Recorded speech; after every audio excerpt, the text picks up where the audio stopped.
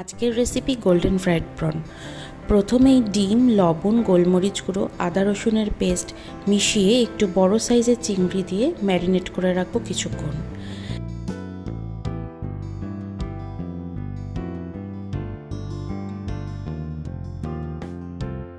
এবারে টক দই, সামান্য বেকিং পাউডার, বেকিং সোডা আর অল্প চিনি মিশিয়ে 10 মিনিটের জন্য রেখে দেব। ফার্মেন্ট হয়ে গেলে একে একে লবণ, লেবুর রস, গোলমরিচ গুঁড়ো, কর্নফ্লাওয়ার, ময়দা আর চালের গুঁড়ো দিয়ে মিশিয়ে পরিমাণ মতো ঠান্ডা জল দিয়ে একটা মিডিয়াম থিক ব্যাটার তৈরি করে রাখবো।